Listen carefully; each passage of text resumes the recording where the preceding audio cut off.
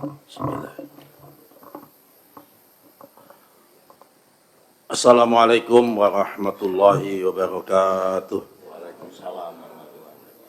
Bismillah, alhamdulillah, la haula wa la quwata illa billah.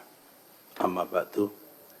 Yang kami hormati Ketua Komisi 2 DPR RI beserta seluruh pimpinan, mulai dari Pak Julfikar Arse, Pak Dedi Yusuf, Pak Bimo, dan bapak-bapak yang lain, bapak-bapak anggota komisi dan ibu anggota Komisi 2 DPR RI. Ini enggak ada ibunya ya. Para wartawan yang kami hormati, dalam kesempatan ini izinkanlah saya terlebih dahulu mengenalkan beberapa eselon 1 yang baru, Pak. Yang pertama Pak Agus Diarsah, ini Kepala Badan Pengembangan Sumber Daya Manusia. Sama Pak Dwi Martono, ini staf ahli bidang IT. Ada satu lagi yang baru, Pak Irjen Polisi Widodo tidak bisa hadir karena ada acara di Mabes Polri, Pak. Baik Bapak-Bapak sekalian, kami akan menyampaikan ada 4 agenda yang sesuai dengan undangan secara singkat, nanti kita perbanyak untuk dialognya. Pertama adalah evaluasi kinerja tahun 2024. Kedua adalah program kerja tahun anggaran 2025. Kemudian nomor 3 adalah capaian 100 hari kerja. Kemudian 4 adalah lain-lain. Oh jadi lupa Pak Batra yang kami hormati. Kelupaan tadi. Kita mulai yang evaluasi kinerja. Pertama, evaluasi kinerja tahun 2025, tahun 2024. Untuk aspek anggaran pertama terlebih dahulu, kita untuk capaian anggaran belanjanya mencapai 99,04%. Jadi hanya tersisa 1%. Sehingga dalam konteks perspektif ini cukup optimal. Kemudian dari sisi penerimaan PNBP, dari target 3 triliun kita tercapai 3,61 triliun atau 102%. Dari aspek ini anggaran penerimaan juga optimal, kemudian belanja juga optimal. Lanjut. Kemudian dari aspek program, beberapa program prioritas tahun 2024 secara umum. Pertama, dokumen persetujuan substansi RDTR Kabupaten Kota dari target 162 tercapai 178 sehingga 109%. Kemudian dari peta panjang batas kawasan hutan tercapai 740 km sehingga total dengan tambahan 740 km ini peta panjang batas kawasan hutan sudah tercapai sekitar 12.000 km, namun masih sangat banyak sekali karena hutan kita jumlahnya 125 juta, karena itu 20 km, karena 120.000 km, karena itu kita masih harus kerjasama lagi dengan Kementerian Kehutanan. Kemudian peta bidang tanah PTSL dari 8,4 juta tercapai 11,6 juta atau 137%.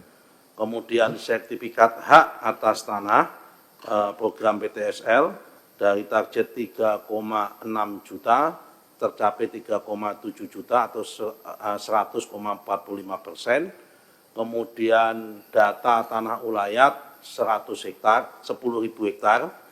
Namun ini juga masih sangat jauh sekali karena jumlah total tanah ulayat kita yang APL mencapai sekitar 3 juta. Kalau ditambah dengan hutan mencapai sekitar 7 juta tanah adat, sehingga kita baru mencapai sekitar 30.000, sangat jauh sekali. Dan yang paling banyak belum selesai adalah di Sumatera Barat. Karena itu Bapak Ibu sekalian, kalau ada perwakilan anggota DPR dari Sumatera Barat, kita juga ingin kolaborasi untuk menuntaskan pendaftaran tanah ulayat di sana.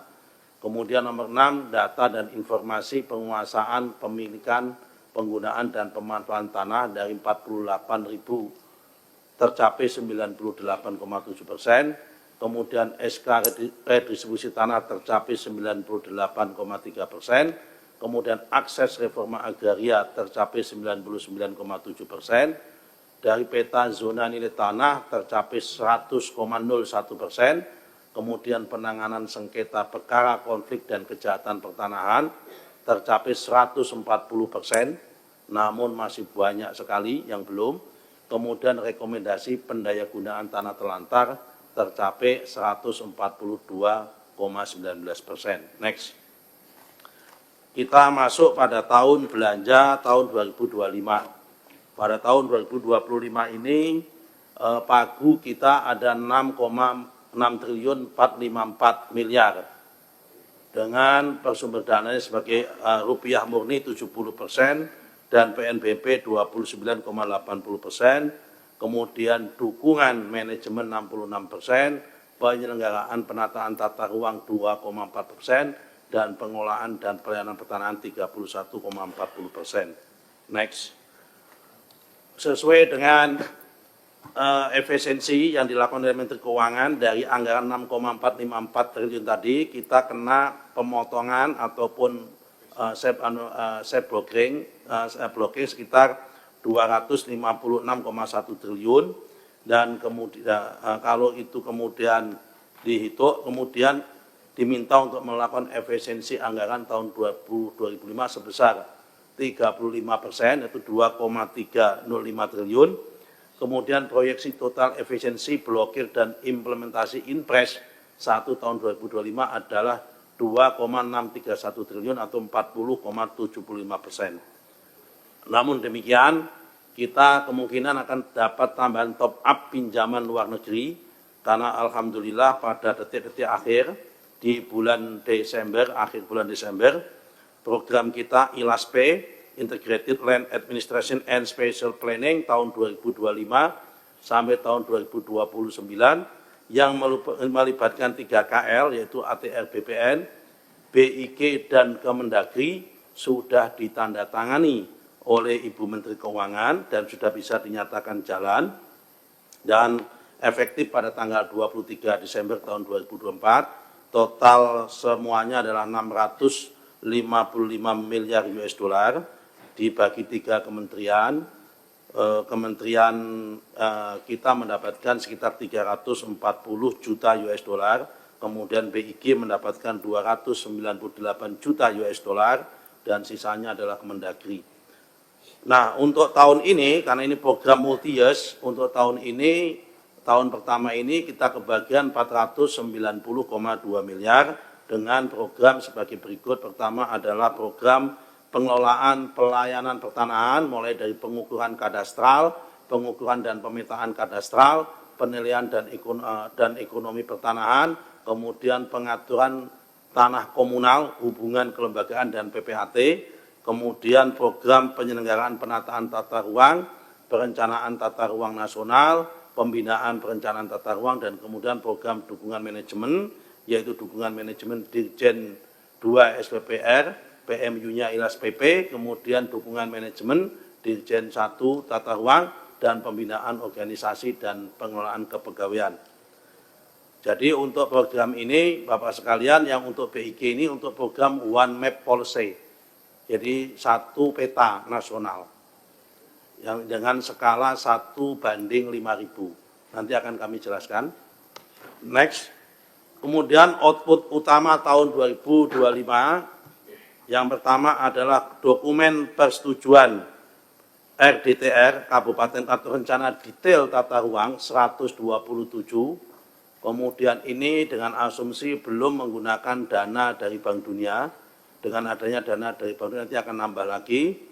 Kemudian peta bidang tanah PTSL 4,4.889, kemudian sertifikat atas hak tanah PTSL 3.049.950 bidang, kemudian data tanah ulayat kita targetkan 10.000 hektar dengan fokus di Sumatera Barat, karena ini yang paling berat. Kemudian SK redistribusi tanah 175.865 bidang, akses reforma agraria 43.200 KK, peta zona nilai tanah 689.900 hektar, kemudian tindak lanjut penertiban tanah telantar, hasil pengendalian HGU habis, tanah tidak termanfaatkan dan pelepasan sebagian kita targetkan 26.000 hektar, kemudian penanganan sengketa perkara konflik dan kejahatan pertanahan 2.151 perkara targetnya. Bapak sekalian, kami masuk yang poin kedua, yaitu tentang capaian 100 hari kerja. Yang pertama adalah telah dilakukan penataan ulang sistem dan tata cara pemberian, perpanjangan, dan pembaruan hak guna usaha. Ini sudah kami sampaikan. Sesuai dengan Undang-Undang Nomor 5 Tahun 1960, hak guna usaha diberikan paling lama 35 tahun dan dapat diperpanjang jangka waktunya paling lama 25 tahun. Kemudian ditambahin lagi di dalam Undang-Undang Cipta Kerja dan PP 18 tahun 2021, setelah jangka waktu hak guna usaha dan perpanjangan akan berakhir, kepada pemegang hak dapat diberikan pembaharuan hak guna usaha di atas tanah yang sama untuk jangka waktu paling lama 35 tahun.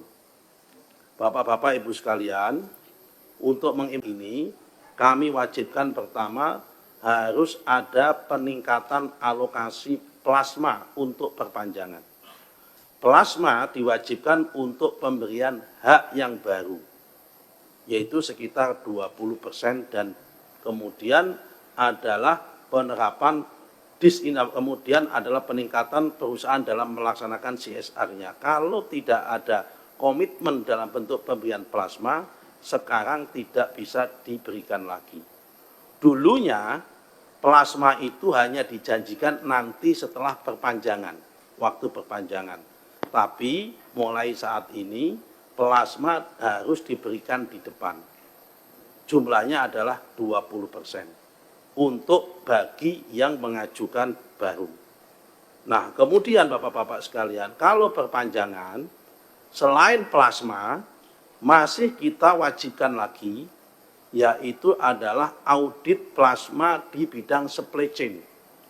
Apakah dalam dia melakukan usaha itu selama ini, dia melakukan kerjasama dengan plasma tersebut dengan baik apa tidak supply chain-nya, apakah plasmanya itu plasma-plasmana. Karena berdasarkan pengalaman yang ada sebelum-sebelumnya, plasmanya itu dalam tanda petik plasma-plasmanan, memang betul tanah tersebut diberikan kepada koperasi, tapi masih banyak yang koperasinya itu koperasi karyawan di perusahaan setempat. Ini yang membuat kami dalam tanda petik tidak puas. Kenapa? Karena ujung-ujungnya mereka itu hanya sebagai karyawan, bukan sebagai pengelola atas lahan. Kita menginginkan plasmanya itu betul-betul kepada plasma yang ada dikelola oleh petani setempat. Nah, problem muncul bagaimana solusinya ketika kemudian di lokasi sampai jarak 100 kilo tersebut tidak ada petani. Nah, dalam konteks ini kami sudah diarahkan oleh Bapak Presiden untuk menggandeng Kementerian Transmigrasi. Sehingga nanti akan ada transmigrasi untuk melakukan mengelola plasma-plasma di kebun sawit tersebut bagi terutama yang perpanjangan maupun pembaruan maupun pemberian hak baru. Kemudian untuk pembaharuan, selain plasmanya itu 20%, kita minta tambah. Karena dia sudah menikmati selama 60 tahun, ditambah 35 tahun lagi, jadi 95 tahun, kita tambah. Kita kalau sebelumnya cuma 20%, untuk tahap ketiga kita minta ditambah 10%. Minimal untuk masyarakat. Sehingga 30% plasmanya untuk yang pembaharuan. Nah kan, ini tentunya tidak happy dan tidak menyenangkan bagi para pengusaha, pemegang IUP dan pemegang HGU. Tapi kalau ini tidak dilakukan, Bapak-bapak sekalian, jumlah total HGU kita itu sudah ada sekitar 16 juta hektar.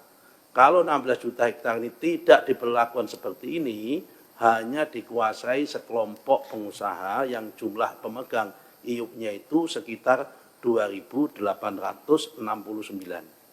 Nah karena itu orang perusahaan. Nah karena itu supaya ini petani lebih banyak menikmati, kita menggunakan pendekatan dan alokasi model seperti ini.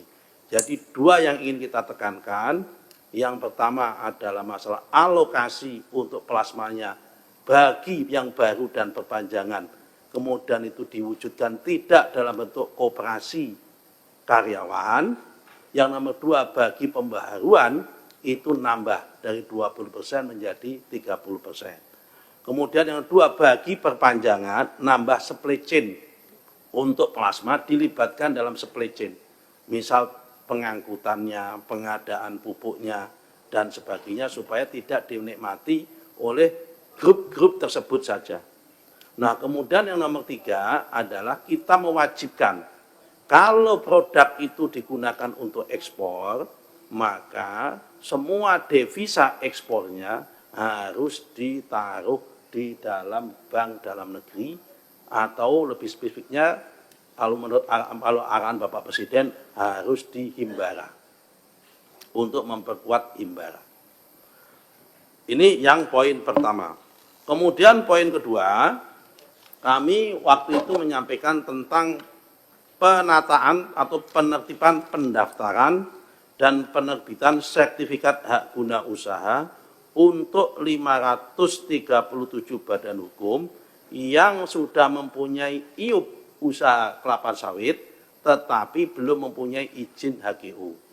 Bapak-bapak sekalian, untuk mereview kira-kira begini sebelum latar belakangnya, asbabun nuzulnya. Di dalam Undang-Undang Nomor 39 Tahun 2014 tentang perkebunan, pasal 42 ayat 1 bunyinya mengatakan bahwa orang yang boleh melakukan budidaya perkebunan maupun pengolahan hasil perkebunan adalah mereka yang sudah mendapatkan izin usaha perkebunan dan atau hak guna usaha tanah. Nah, undang-undang ini pada tanggal 26 Oktober tahun 2016 dibatalkan, ayat ini, pasal ini dibatalkan oleh Mahkamah Konstitusi menjadi wajib IUP dan wajib punya IUP dan HGU. Akibat pasal ini yang diubah, ada 537 perusahaan yang pemegang IUP tapi tidak punya HGU. Jumlahnya ada 537 perusahaan. Kalau dihitung luas IUP-nya berdasarkan hektar 2,5 juta hektar. Dari 2,5 juta hektar itu yang telah terbit hak atas tanahnya sebelum kami menjadi menteri, sebelum Bapak Presiden Prabowo menjadi presiden, itu ada 193 perusahaan, luasnya 283.280,85 hektar. Yang sudah proses pengajuan izin ke kami batasi sampai tanggal 3 Desember, itu ada 150 perusahaan, kemudian luasnya 1.144.427,46 hektar. Posisinya apa? Posisinya dalam proses identifikasi untuk kita cocokkan apakah ini nabrak hutan apa tidak. Yang ketiga, belum mengajukan sama sekali seluas 1.081.000.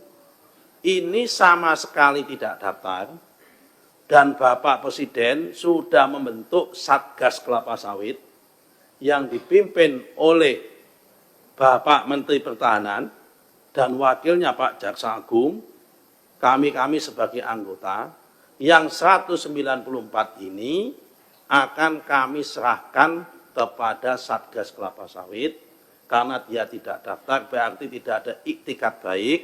Yang ini ada potensi, memang ada potensi merambah hutan, kemudian nabrak hutan, dan sesungguhnya memang hutan, bahkan ada yang hutan lindung, tapi ditanamin kelapa sawit dan tidak punya izin.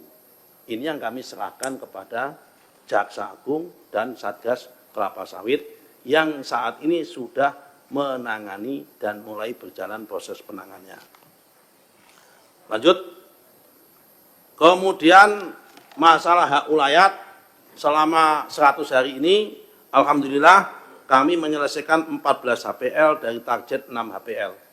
Di Aceh 2 sertifikat, di Jambi 13 sertifikat, di Kalimantan 8 sertifikat, kemudian di Banten 1 bidang, kemudian di Sumatera Barat baru 9 sertifikat, dan lain-lainnya, hingga targetnya dari 6 HPL kita sudah 14 HPL, dan saya katakan ini yang paling berat masalah pendaftaran tanah hak ulayat ini, sekali lagi adalah Sumatera Barat. Karena itu kami mohon bantuan teman-teman Komisi 2 dan Bapak-Bapak sekalian yang dari Sumatera Barat, kita bisa koordinasi, karena memang masalah ninik mama ini memang menjadi isu yang sangat krusial. Lanjut. Kemudian poin keempat, tentang masalah tanah wakaf.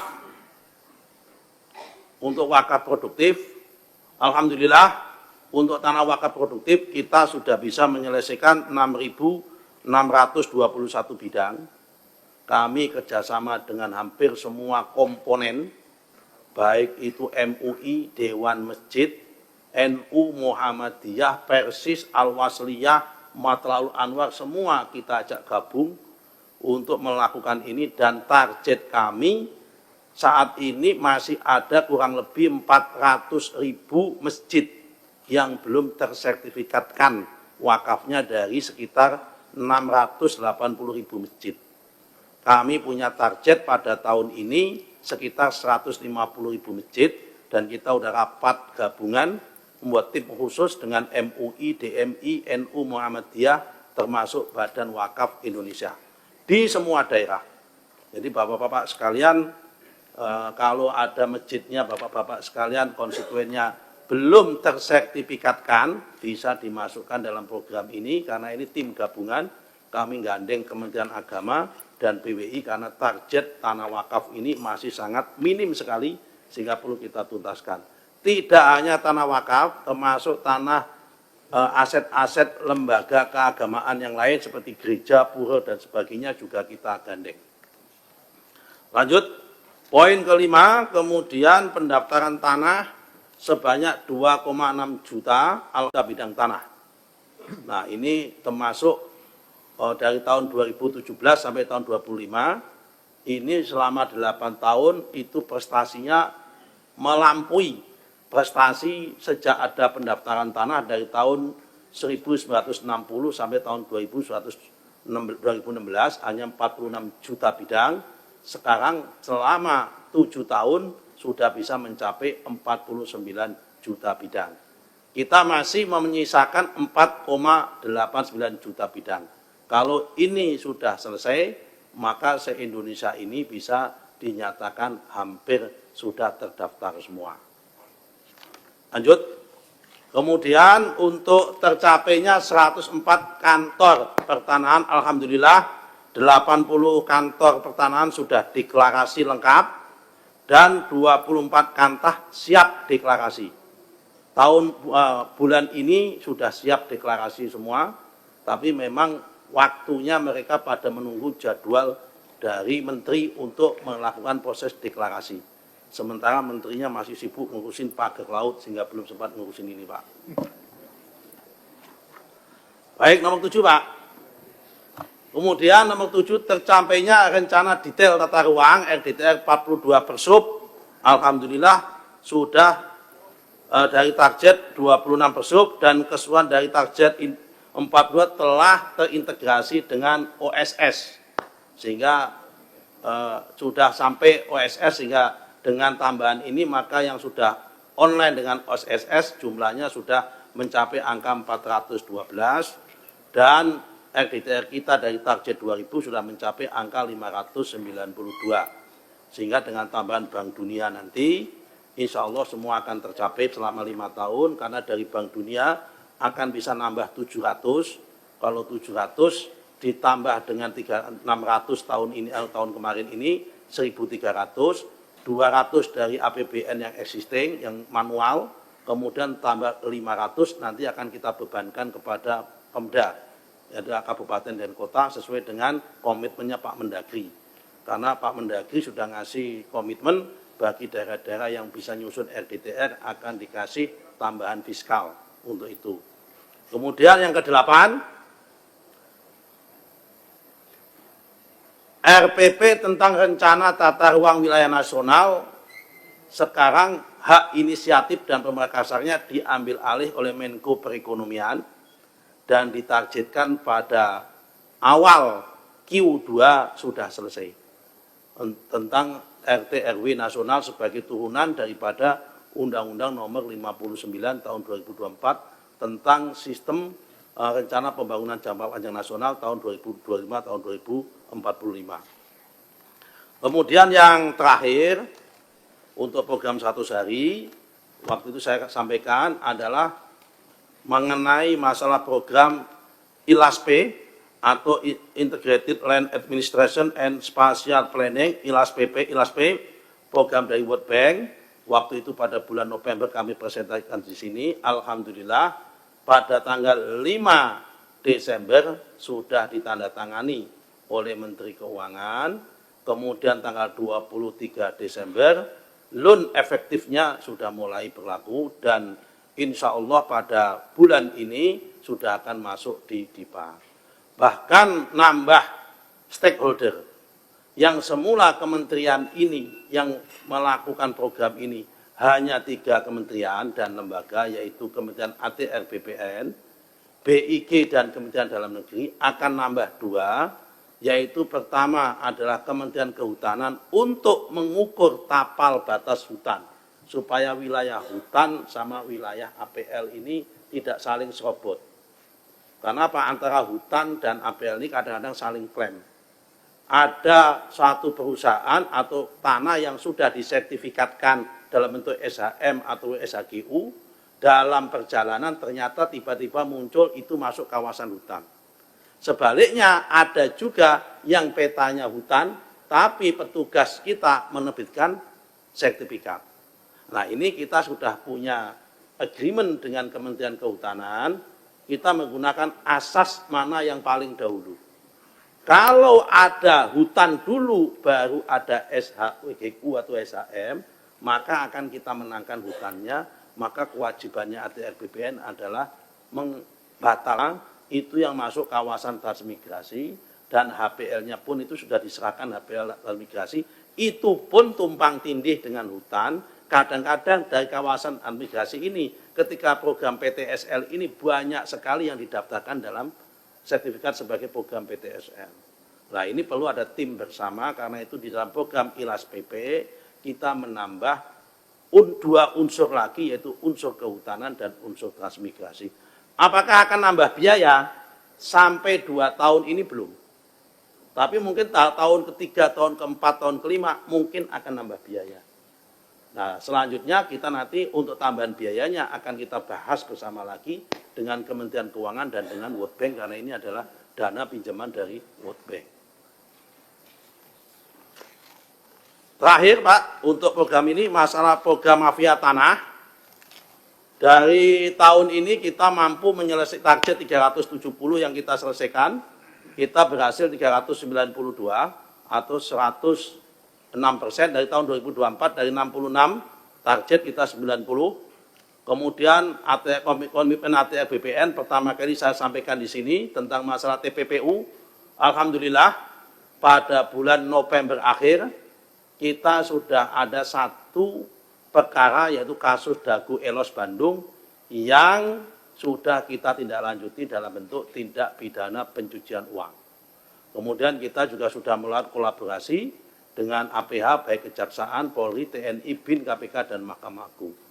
tahun 2024 telah ditetapkan TO 66 kasus, telah diselesaikan 90 kasus dengan total luas objek plus minus kurang lebih 7.020.105 meter persegi atau sekitar 700 hektar. Agenda terakhir yaitu agenda lain-lain. Ini agenda yang ditunggu oleh banyak pihak.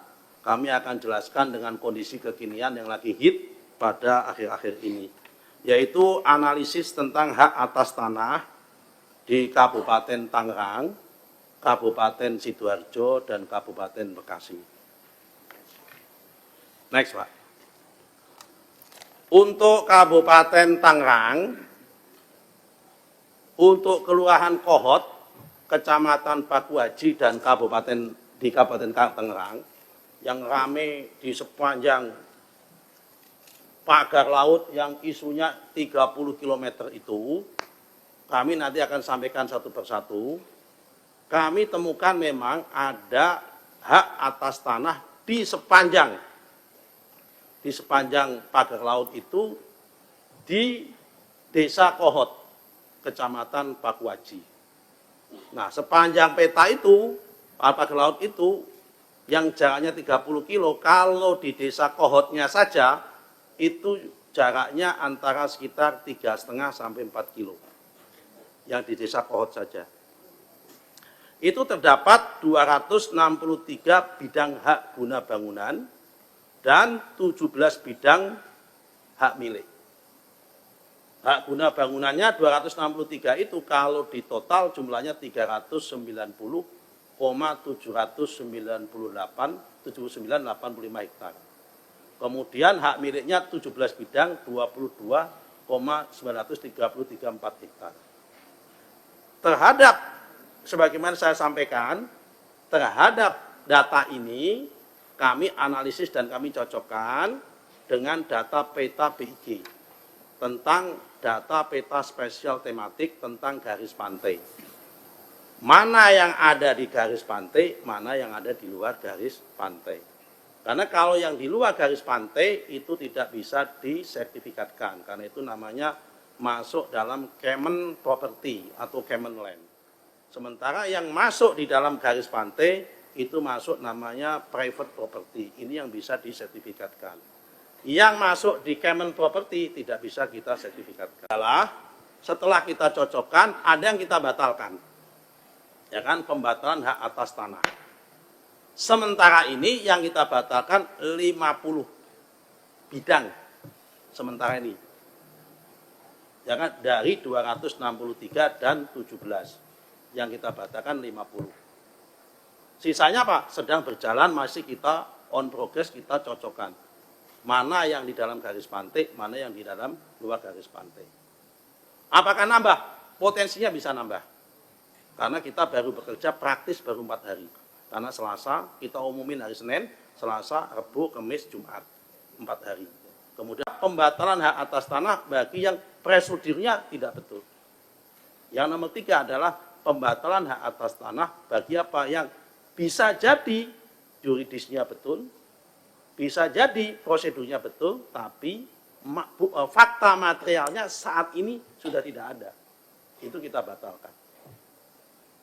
Nah, kemudian nomor 2, kita melakukan audit investigasi terhadap proses penerbitan sertifikat tersebut. Dari hasil audit tersebut, kita merekomendasikan pertama, rekomendasi pencabutan lisensi kepada KJSB, Kantor Jasa Survei Berlisensi.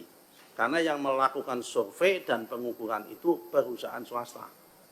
Karena di kita menggunakan 2 survei. Pertama, survei oleh petugas ATR BPN.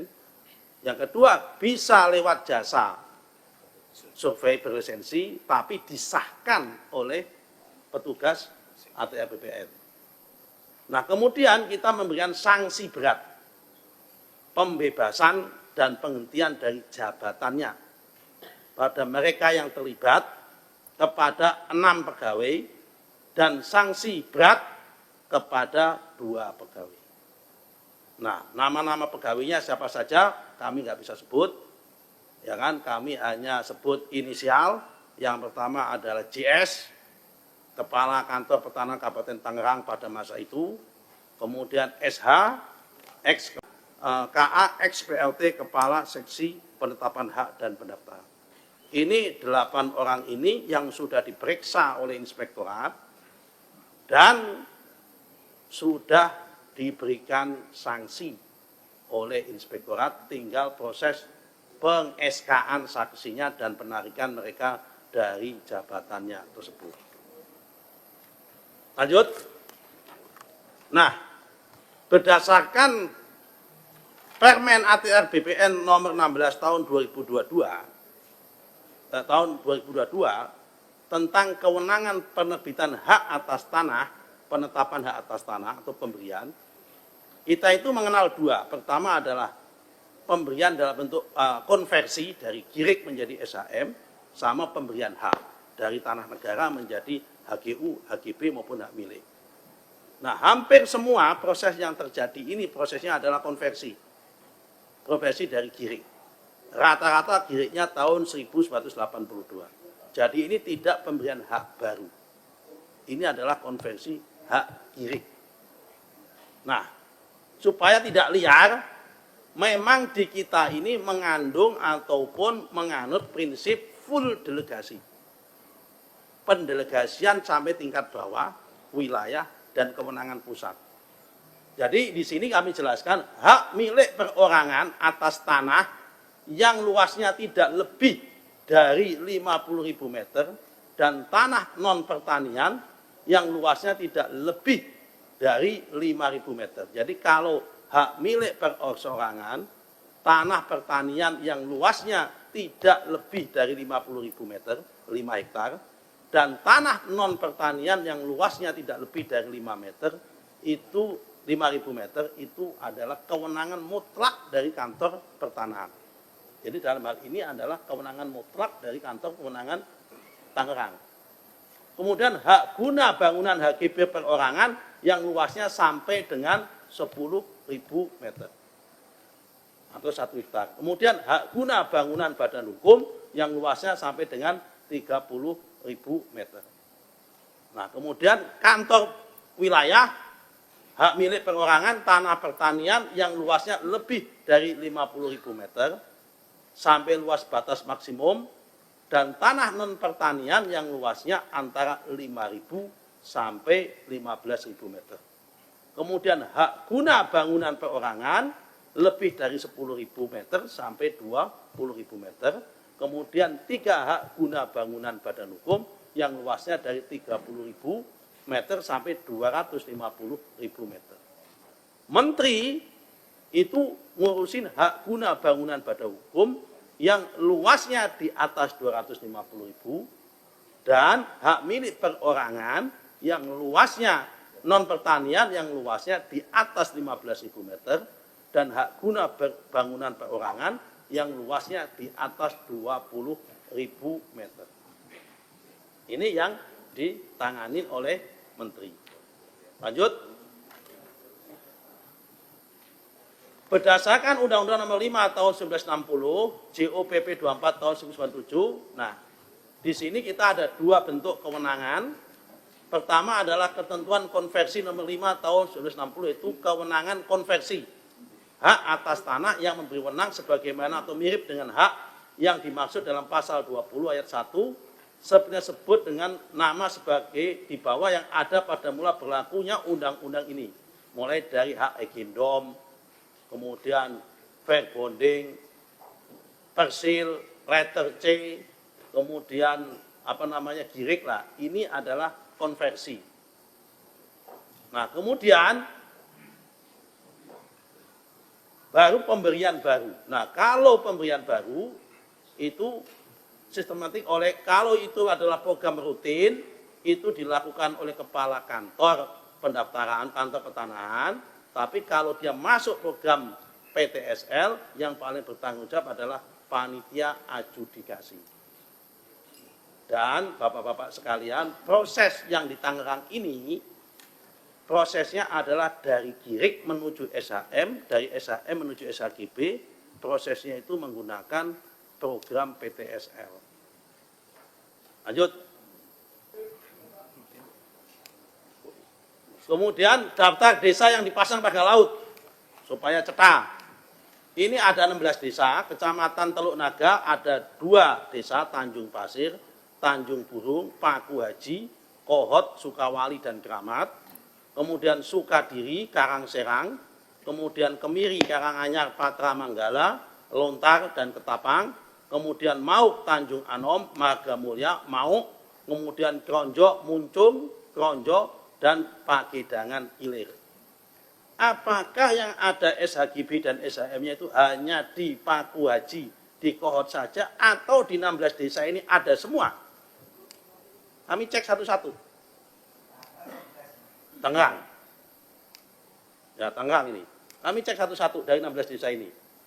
Mohon ditampilkan, Pak. Next. Ini desa Tanjung Pasir, Kecamatan Teluk Naga, clean, tidak ada, belum ada. Sudah kami cek. Lanjut. Kemudian desa Tanjung Burung, Teluk Naga, clean, tidak ada. Sehingga berita-berita sosmed itu ada, nggak ada. Sudah saya cek. Lanjut. Kemudian desa Karangserang, ada 3. 3 bidang. Ya kan? Tahun kapan? Tahun 2019 terbitnya. Desa Karangserang, tuh bentuknya ini. Sekarang diprotes warga, karena itu laut, dan sudah ditangani oleh Baris Krim setahun yang lalu. Di Karangserang. Lanjut. Sukawali, clear, tidak ada. Yang hijau itu hutan mangrove. Sukawali. Lanjut. Keramat, juga tidak ada. Lanjut. Tanjung Anom, Mauk, belum ada, nggak tahu tidak ada, belum ada. Lanjut. Margamulya, Mauk, belum ada. Lanjut. Mauk Barat, nah ini yang nanti kawasan PSN itu, di sini belum ada. Yang ini kawasan PSN, yang nanti ini karena ini hutan mangrove yang hijau semua itu. 1.500 hektar. Belum ada di sini, yang di laut. Tidak ada. Oh. Tidak ada atau belum ada, saya belum tahu, tapi sampai hari ini tidak ada. Ya kan ini. Lanjut. Kemudian desa Ketapang Mauk juga tidak ada. Lanjut. Desa Lontar Kemiri juga tidak ada. Lanjut. Patra Manggala, Kecamatan Kemiri juga tidak ada.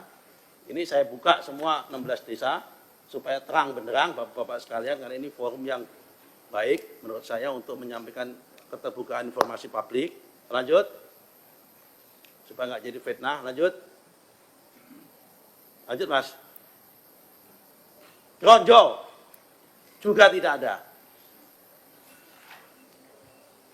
Lanjut. Pagedangan Ilir, Kecamatan Kronjo juga tidak ada. Lanjut, Mas. Nah, ini jadi kalau untuk Tangerang yang ada desa Karangserang 3 bidang, kemudian sama Kohot yang sudah kita batalkan sebagian, yang lain on proses tadi itu. Kemudian yang Sidoarjo. Sidoarjo itu tepatnya di kecamatan, di Kelurahan Segoro Tambak, Kecamatan Sedati. Ada 3 HGB, betul. Yang pertama atas nama PT Surya Inti Permata, luasnya 285 hektar. Kemudian yang kedua PT Semeru Cemerlang, luasnya 152. Kemudian 3 PT Surya Inti Permata, luasnya 219. Dalam bentuk hak guna bangunan kalau di total 656,8 hektar. Lebih besar daripada Tangerang. Nah, di Poin 1 dan 2 ini, yang nomor 1 2, ini memang dulunya tambak, tahun 96. Kemudian peta sekarang jadi begini. Nah, ini yang poin 1 dan poin 2 akan kita hapus, akan kita batalkan karena itu masuk kategori tanah musnah. Kalau toh tidak dibatalkan, tahun depan HGB-nya udah habis. Karena ini HGB diberikan bulan Februari tahun 1996. Pas 30 tahunnya itu tahun depan. Tapi kalau menggunakan ketentuan fakta materialnya, ini masuk kategori tanah musnah, sudah bisa dibatalkan. Yang 1 dan 2, kalau yang 3 masih ada tanahnya. Memang dulu ini tambak, kalau yang ini. Lanjut. Nah, ini analisisnya. Bapak-bapak sekalian, saya sampaikan. Lanjut. Sekarang kita masuk yang Bekasi. Di Bekasi ada 2 kasus, bapak-bapak sekalian. Yang pertama adalah di Desa Segara Jaya, yang nomor 2 di Desa Hurib Jaya. Desa Segara Jaya, Kecamatan Tarumajaya. Ini murni ulah oknum tanda petik ATR BPN. Ya kan? Kami sampaikan. Ini kejadian tahun 2021 itu ada program PTSL. Semula yang menerima sertifikat adalah 89 sertifikat hak milik diterbitkan tahun 2021 kepada 67 orang berupa tanah darat perkampungan dengan luas total 11,263 hektar. Ini tahun 2021. Tiba-tiba bulan Juli tahun 2022 terdapat perubahan data pendaftaran tanah yang tidak melalui prosedur kegiatan pendaftaran tanah menjadi penerimanya 11 orang berupa perairan laut luas totalnya 72,571 hektar. Siapa yang terlibat? Ini sedang diinvestigasi oleh Irjen. Yang kasus ini.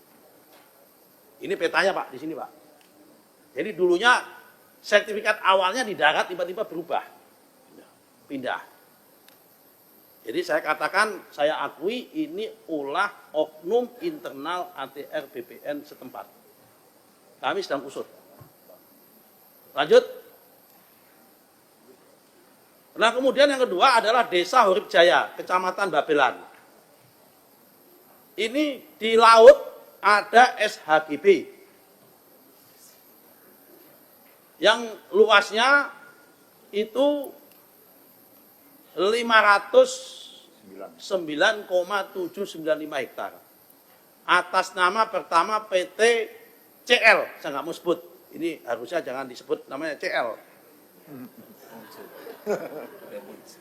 Inisial CL. Ya.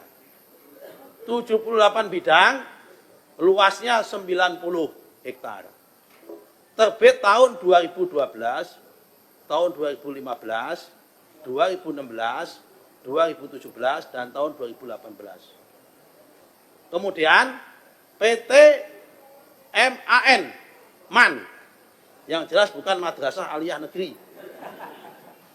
Ya kan? 268 bidang, luasnya 419,6 hektar, terbit tahun 2013, 2014, dan 2015. Lanjut. Setelah kita analisis, ya kan Pak, memang ini ada sebagian besar ada di luar garis pantai. Yang RGB yang ini, yang biru-biru itu. Yang itu garis pantainya merah itu. Yang merah itu garis pantai. Nah problemnya Pak, kita tidak bisa serta-merta, belum bisa serta-merta membatalkan ini. Kenapa? Kami tidak bisa menggunakan asas contrario actus. Jadi pejabat yang menerbitkan sertifikat atau pejabat yang melakukan administrasi negara tidak bisa mencabut karena contrario actus kita dibatasi oleh PP 18 hanya usia 5 tahun. Kalau yang usianya di bawah 5 tahun kita bisa langsung, kayak kohort saya langsung bisa. Karena kami punya hak contrario actus, karena usianya masih di bawah 5 tahun. Tapi yang ini usianya sudah di atas 10 tahun, di atas 5 tahun. Terhadap case ini bagaimana proses pembatalannya? Ini kami sedang melakukan minta fatwa kepada Mahkamah Agung mau konsultasi. Apakah boleh BPN sebagai institusi yang menerbitkan sertifikat itu minta penetapan pengadilan supaya pengadilan memerintahkan ini dibatalkan. Yang nomor 2, kalau tidak itu kita akan masukkan ini menjadi kategori tanah musnah. Kalau ini masuk kategori tanah musnah, kami harus mampu membuktikan bahwa semua sertifikat yang terbit di luar garis pantai dulunya tanah. Sementara kami belum bisa membuktikan itu. Berarti dulu prosesnya benar, ini tambak, ya kan? Kemudian diterbitkan, kemudian musnah karena ada abrasi. Nah, kalau itu kita lakukan, kami harus menggunakan dalil fakta-fakta tentang bahwa di situ memang telah pernah terjadi abrasi. Dan yang bisa menunjukkan peta itu adalah otoritas lain, dalam hal ini adalah Badan Informasi Geospasial. Saya kira 3 isu ini Pak yang bisa kami sampaikan yang terima kasih atas waktunya Pak Bata. Atas waktunya ini tidak ada yang kami tutup-tutupin teman-teman media. Kami komited dan insya Allah akan kami tuntaskan masalah ini seterang-terangnya dan sejelas-jelasnya supaya masyarakat menjadi tenang dan tidak menjadi isu yang liar yang kemudian menimbulkan sakwa sangka dan menimbulkan fitnah yang berkepanjangan. Ini kami nggak menginginkan itu. Terima kasih. Assalamualaikum warahmatullahi wabarakatuh. Waalaikumsalam warahmatullahi wabarakatuh. Boleh kita beri tepuk tangan kepada Pak Menteri.